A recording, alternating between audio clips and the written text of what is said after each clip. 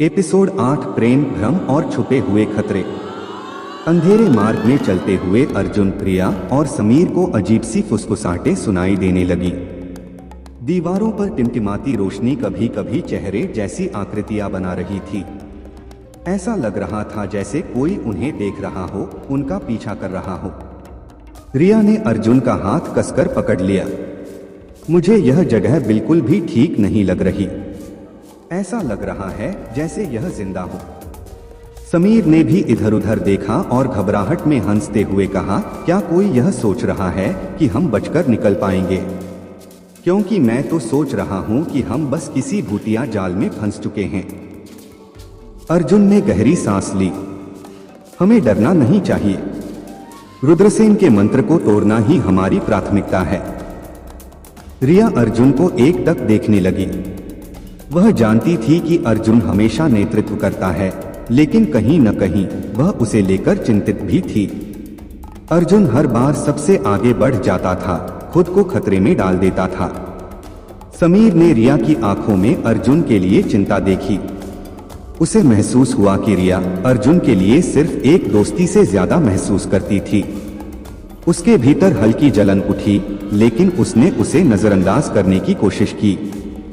हम यहाँ ज्यादा देर तक नहीं रुक सकते, समीर ने कहा, अपनी भावनाओं को छुपाने की कोशिश करते हुए। हमें जल्दी आगे बढ़ना होगा। वे तीनों आगे बढ़े और अचानक सुरंग में एक और दरवाजा दिखाई दिया। दरवाजे पर एक अजीब सा चिन्ह बना हुआ था। रिया ने उसे छूते ही झटका खा लिया और उसके चारों ओर सुनहरी रोशनी बिखर गई। रिया, तुम ठीक हो? अर्जुन ने उसे थाम लिया। रिया ने अर्जुन के हाथों को महसूस किया और एक पल के लिए उसकी धड़कन तेज हो गई। हाँ, मैं ठीक हूं।